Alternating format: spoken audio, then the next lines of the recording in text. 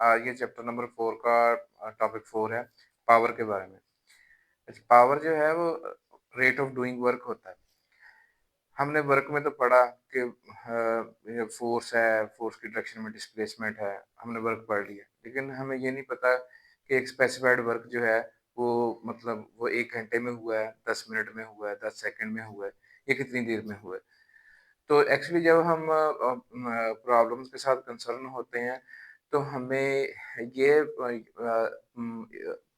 ये जो work out से ज़्यादा हमें इस चीज़ से कंसर्न होता है कि रेट ऑफ डूइंग वर्क क्या है, कि एक वर्क जो है वो कितनी देर में कंप्लीट हो रहा है। फॉर एग्ज़ाम्पल 2 बच्चे हैं, वो एक जैसा उनका वेट है और वो अपस्टेयर्स जो है वो मूव करके जाते हैं। और एक बच्चा जो है वो अपस्टेयर्स चले जाता है 10 सेकंड में, दूसरा बच्चा थोड़ा भाग के चले जाता है, वो 5 सेकंड में चले जाता है। तो वर्क तो एक्चुअली दोनों ने सेम किया है कि वो अपने दोनों का वेट एक जैसा था, तो वो उसको है वो एक जैसी हाइट पे मूव करके ले गए। तो वो वर्क तो उन्होंने दोनों ने सेम किया है, लेकिन हाँ, लेकिन वो जो वर्क ऑल्दो सेम है, लेकिन एक बच्चे ने वो 10 सेकंड में किया, दूसरे ने वो 5 सेकंड में किया है। तो जिसने 5 सेकंड में किया है उसकी पावर ज़्यादा है, कि उसका जो time rate of doing work है वो ज़्यादा है। सो जो पावर का आपके पास रिलेशन होता है, दैट इज वर्क ओवर वो आपके पास पीरियड जिसमें वो वर्क हुआ है, वो पीरियड ऑफ टाइम जिसमें वो वर्क हुआ है। सो पावर को पी से रिप्रेजेंट करते हैं और ये delta W by delta T होता है। सो ये जो रिलेशन है ये एवरेज वर्क के लिए इस्तेमाल होता है।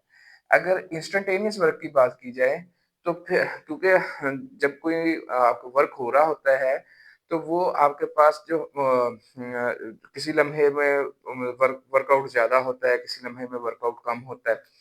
तो इसका मतलब है कि ये आपके पास जो आंसर ये वाला रिलेशन देगा ना, ये एवरेज पावर होगी। अब इंस्टेंटेनियस पावर ये है कि किसी खास स्पेसिफिक लम्हे पे, ठीक है, वो बॉडी जो है वो कितना वर्क कर रही है और वो किस किस स्मॉल ड्यूरेशन ऑफ टाइम में कर रही है।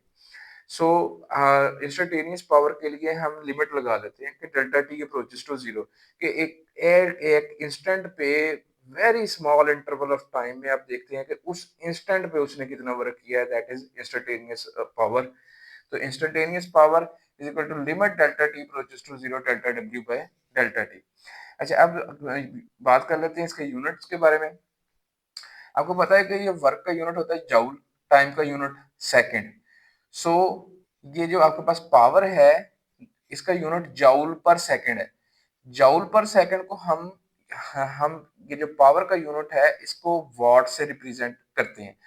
सो पावर का यूनिट जो है वो वॉट है, और वॉट किसके इक्वल है? जूल पर सेकंड के इक्वल है। तो ये भी यही लिखा हुआ है कि what is equal two joule पर सेकंड। अच्छा, अगर आपके पास जो वर्क हो रहा है वो अंडर द कांस्टेंट फोर्स हो रहा है, ठीक है, तो आपको पता है कि जो वर्क होता है बेसिकली वो फोर्स और डिस्प्लेसमेंट का डॉट प्रोडक्ट है। तो इसी फार्मूले को लेके चलते हैं आगे, कि मैंने वर्क की जगह लिख दिया कि फोर्स डॉट डिस्प्लेसमेंट। अब अभी बात की कि अगर अगर वर्कआउट जो हो रहा है वो अंडर द कांस्टेंट फोर्स है, तो आपके पास एफ जो है वो कांस्टेंट है, आपके पास जो है डिस्प्लेसमेंट जो है वो यानी वो चेंज हो रहा है, ठीक है। Force under under under constant force काम हो रहा है, और उसमें जो आपके पास डिस्प्लेसमेंट है वो चेंज हो रहा है।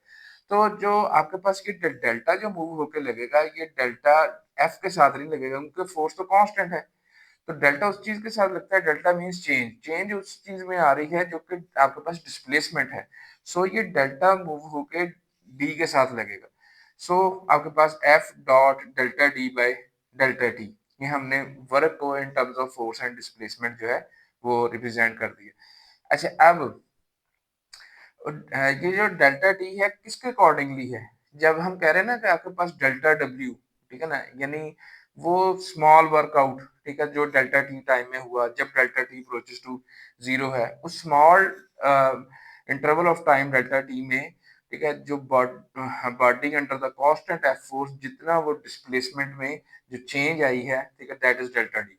अच्छा, अब उसके बाद जो है ये जो क्योंकि इस वाली कंसर्न में तो जो डेल्टा टी है वो इस्तेमाल ही नहीं हो रहा, सो डेल्टा टी जो है जो है अगर हम इसको अलग-अलग कर दें तो f dot delta t by delta t होगा और लिमिट जाके इसके साथ लगेगी delta t by delta t के साथ।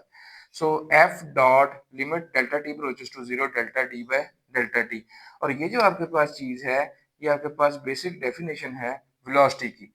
सो आपके पास जो पावर का रिलेशन है in terms of force and velocity वो एफ डॉट वी है।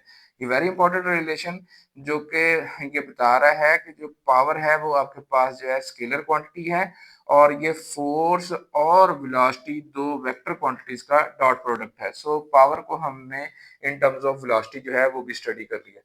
अच्छा, अब आगे चलते हैं कि आपके पास जो किलोवाट आवर है ये किस चीज़ का यूनिट है। आपको पता है कि जो हमें वाडा वाले बिलिंग करते हैं, वो हमें वाडा वाले बेसिकली एनर्जी बेचते हैं, तो हम उनसे एनर्जी खरीदते हैं। अच्छा, अब जो एनर्जी या जो वर्क है उसका जो यूनिट है वो तो जूल है। तो अब ये किलोवाट आवर बेसिकली एक बड़ा यूनिट है एनर्जी का। अच्छा, अब ये जो किलोवाट आवर है ये कितनी एनर्जी बनती है वो आज हम डिस्कस करेंगे कि वो कितनी एनर्जी बनती है। अच्छा, ये आप ये देखें कि ये पावर का हमारे पास रिलेशन था delta W by delta T. इसमें अगर आप ये टाइम को उठा के इधर पावर से मल्टीप्लाई कर देंगे ना, यानी पावर को अगर टाइम से मल्टीप्लाई किया जाए तो वो आपके पास वर्क बनता है या एनर्जी बनती है। तो ये देखें, ये असल में जो वॉट है या किलोवाट है वो पावर का यूनिट है और आवर जो है वो टाइम का यूनिट है। तो जब भी पावर का यूनिट टाइम के यूनिट से मल्टीप्लाई होगा तो आपके पास जो आंसर आ रहा है वो वर्क होगा या एनर्जी होगा। सो ये जो किलोवाट आवर है ये आपके पास वर्कआउट का या एनर्जी का यूनिट है। सो बाज दफा बच्चे ये समझ लेते हैं कि वॉट का लफज आया सिर्फ पावर हो गया। तो असल में देखेंगे इसमें वॉट के साथ जो है वो टाइम का यूनिट आवर यानी मल्टीप्लाई हो रहा है, तो ये आपके पास जो है एनर्जी का यूनिट है। अच्छा, अब ये कितनी एनर्जी बनती है उसको उसको जज करने के लिए आगे चलते हैं। ये देखिए आपके पास किलोवाट का मतलब 1000 वाट। अच्छा, अब आवर का मतलब 3600 सेकंड्स। अच्छा, इनको मल्टीप्लाई करें तो ये आपके पास तकरीबन 3,600,000 जूल ये आपके पास एनर्जी बनती है।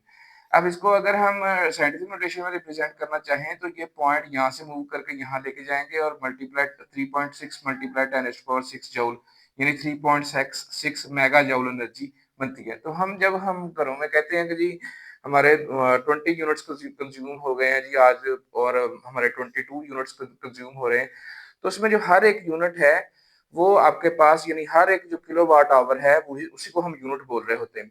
वो जो किलोवाट आवर है वो असल में आपके पास 3.6 मेगा जूल एनर्जी बनती है। तो जब हम अब इतनी एनर्जी अपने घरों में इस्तेमाल कर लेते हैं, 3.6 मेगा जूल एनर्जी इस्तेमाल कर लेते हैं, तो इसका मतलब है कि हमने जो है ये 1 यूनिट ऑफ जो आपके पास इलेक्ट्रिक एनर्जी आ रही है उसका आपने 1 यूनिट जो है वो कंज्यूम कर लिया है, तो उसके अकॉर्डिंगली हमें बिलिंग होती है। अच्छा, अब ये जो यहाँ पे हमने जो जूल लिखा हुआ है, असल में ये जो वाट और सेकंड मल्टीप्लाई हुए थे ना तो वो जूल बना था। जैसे ये देखिए पावर का यूनिट वाट है, वर्क का यूनिट जूल, टाइम का यूनिट सेकंड। ये सेकंड को उठा के जब आप वाट वाट के साथ मल्टीप्लाई करेंगे ना तो वाट सेकंड जो है वो जूल के इक्वल होता है। तो इसी वजह से ये ये तो यहाँ पे मल्टीप्लाई होके हमने ये आंसर लिख दिया ना, ये जो वाट और सेकंड मल्टीप्लाई हुए तो उससे हमारे पास ये जूल बना। तो 1 किलोवाट आवर एनर्जी का यूनिट है जो कि इक्विवेलेंट है 3.6 मेगा जूल एनर्जी के। Hopefully answer the question.